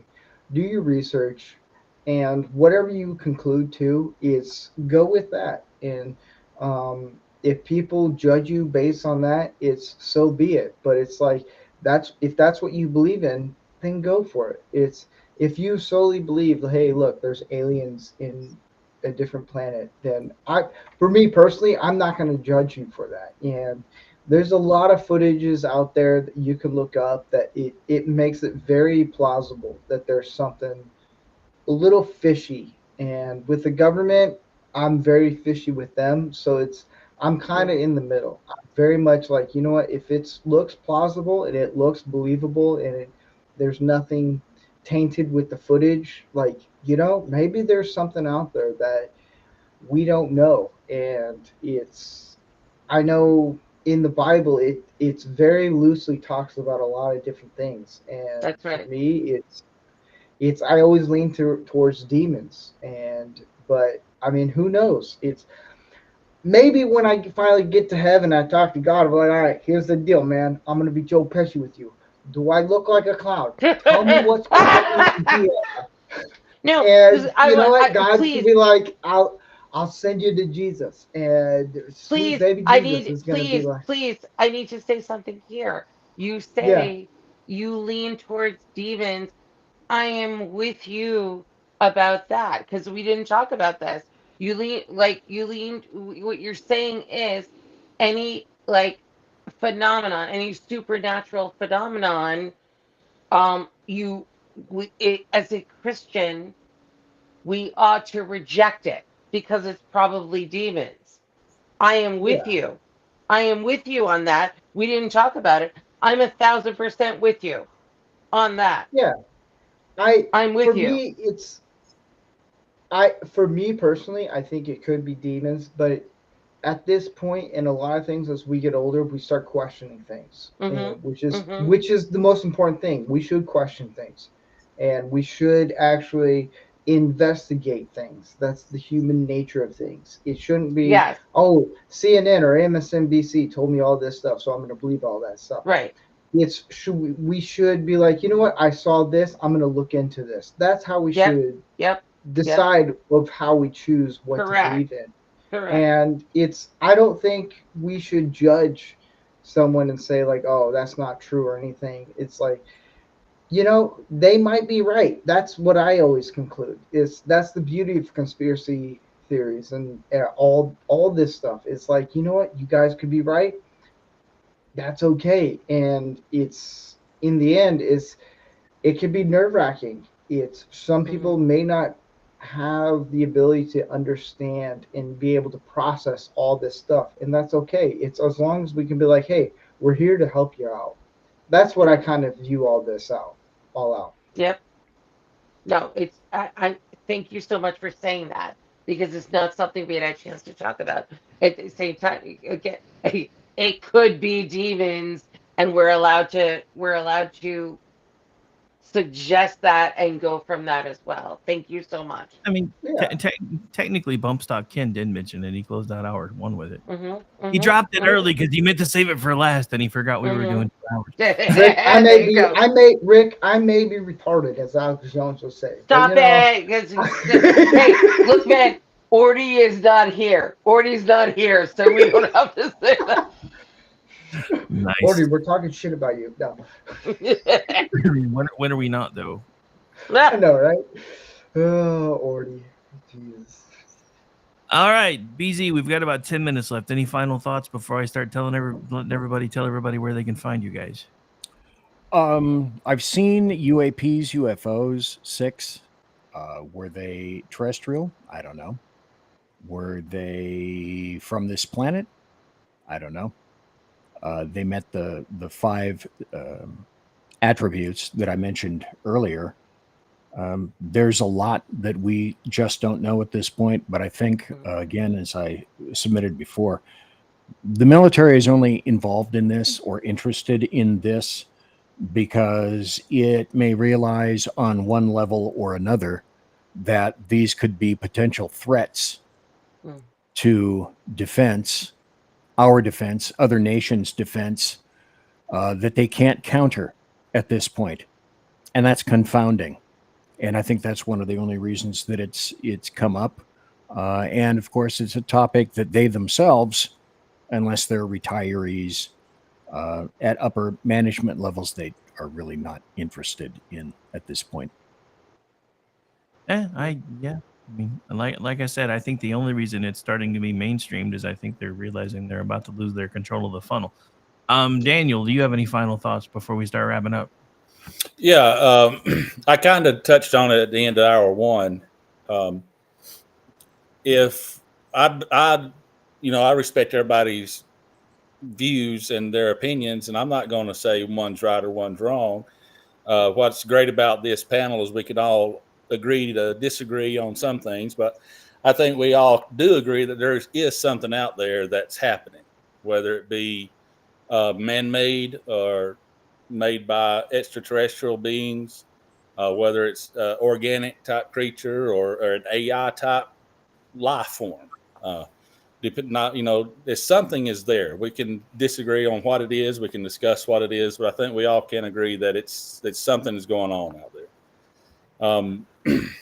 I do believe that, like I said at the end of the early hour 1, that I think it's going to turn out to be more of a spiritual type deception. And but I do think that there are some physical things that's being caught on film that we're seeing, and it's coming to light now. And I don't think we can argue that that's not happening. I mean, we're seeing it. I think we're all in agreement there for sure that there is something happening.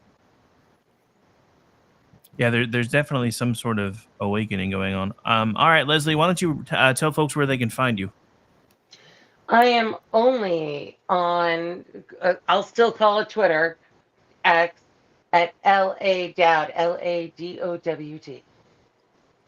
All right, and she is a contributor here at KLRN Radio and what we lovingly call our disclaimer babe. Now, as I go through and allow you guys to give out your information, I'm going to remove you from the scene just so by the time we close everything out, it'll just be me.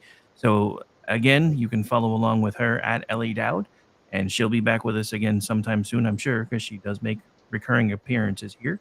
And Daniel, where can folks find you? Here on X, it's Bumpstock Ken. I'm also on KLRN Radio every other Saturday. We'll have a show this coming Saturday, 8 p.m. Central. And our show is Front Porch Forensics. And I hope y'all come join us and hang out. We'll love to have guests too. So it's true crime related, but we also dip into some current events as well. So that is, of course, assuming he's not dead in a week. yeah. I appreciate Sean kind of putting that in her head with the little sign there. So no, that was her idea. She was just talking to Andrew. She was trying to talk to Andrew about it, and he never answered. So Sean was like, "I think it's a great idea." Cool. I think I'm going to sleep on the couch tonight just to be sure. So thanks for that.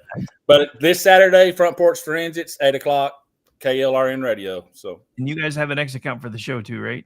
Yes, it's FP_forensics on X at FP_forensics. All right. Wave bye. Bye, guys. And Steve, where can folks find you, my guy? You can find me on X at Not Rancor Steve, or on YouTube and Rumble at Rancor Steve. I know it's a little confusing. Don't worry. I do a show every Tuesday. Everything with you is at least a little. Yeah. You can find me on YouTube and Rumble at Rancor Steve, where I do a show every Tuesday, and as well as KLRN Radio at 7 p.m. Pacific time. Manorama is a men's health awareness. It's a lot of fun. You'll notice some people from the station on the channel, and it's edgy. I'll say that it's edgy. That's the nicest way I can come up with it. It's a lot of fun. It's a lot of topics and helps guys how to be men. That's the whole point of it. Thank you very much for having me on. This is a lot of fun. I learned a lot. Ooh, I feel like Alex Jones right now. The frogs are gonna make him gay. Everybody used to make fun of that. Turns out he was at least partially correct on that one. I know, right? Who knew? The guy ended up being 90% right about everything he talked about. If he hadn't lost his mind on Sandy Hook, he probably would have never gotten in trouble. He's been right about everything else. All right, man. Tell everybody bye. All right. See you guys. Have fun. I'll chat you guys later. All right. And saving the best sort of for last, Mr. BZ, where can folks find you?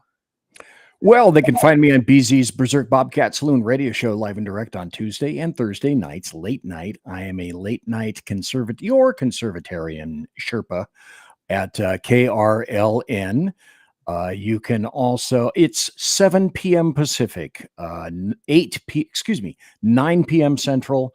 And no, wait, I got that all wrong. Can you rewind the tape? Pretty please? Okay, it's at 8 p.m. Pacific, 10 p.m. Central, and 11 p.m. Eastern. I am your conservative Sherpa guiding you through the maelstrom of all the crap that's happening today. Politics, you name it, and all the buttery goodness therein. And I'm at shrmedia.com, at BZ's Saloon, at 2 Against Tyranny, on Rumble and the SHR Media YouTube channel. And of course, courtesy of you, thanks very kindly, KLRN. All right. Well, folks, that's going to do it for tonight. Just a reminder, and actually just want to give everybody a quick shout out and thank the panel, because thanks to you guys, we hit, counting everybody's numbers and even a few that I just looked at, we broke 900 in 3 hours or 2 hours. So thank you very much for that.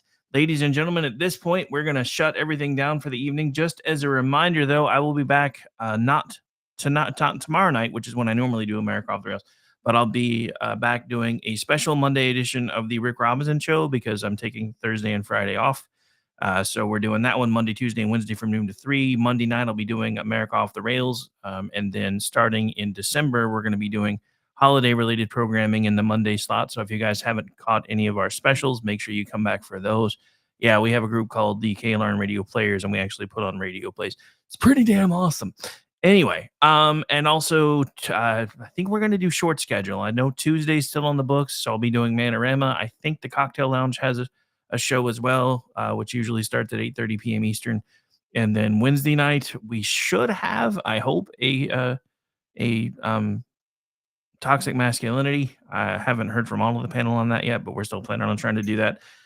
Then we probably will not have regular programming for either Thursday or Friday because I have writing to catch up with at Twitchy. So yeah, on top of all of that stuff, you can find me as a regular contributor on twitchy.com, misfitspolitics.com, theloftusparty.com, and I also produce the Loftus Party podcast, which usually drops on Tuesdays.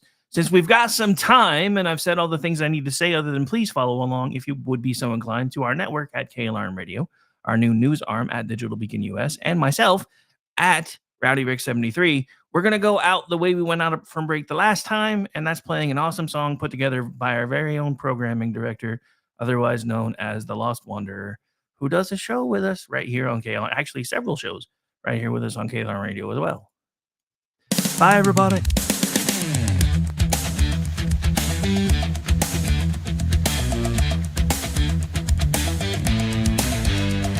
It started in Roswell back in 47.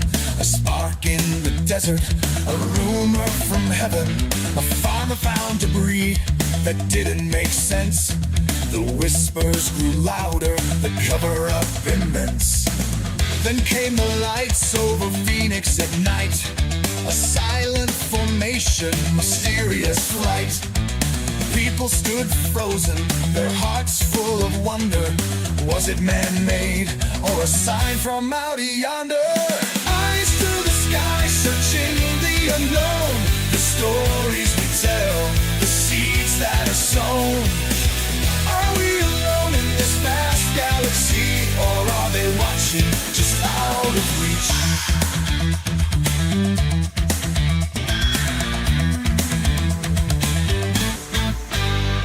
The pilots in dogfights with objects unseen.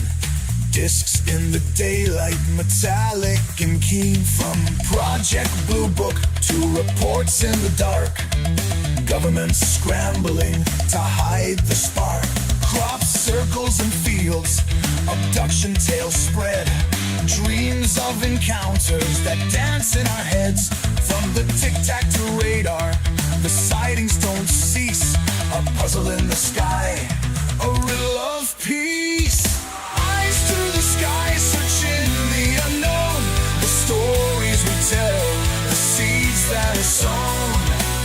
Are we alone in this vast galaxy, or are they watching just out of reach?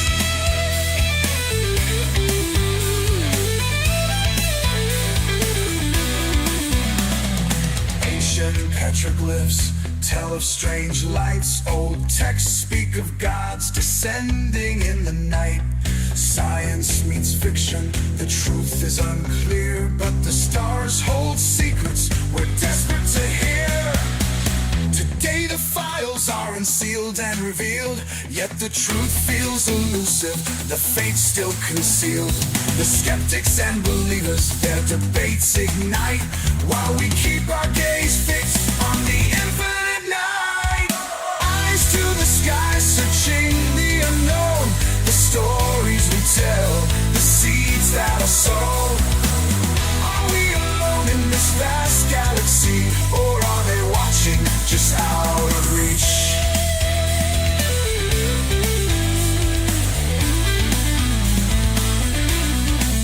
So we look to the heavens and whisper a plea for a sign, a connection, a cosmic decree. Through the ages we've wondered, and still we will try to uncover the truth with our eyes to the sky.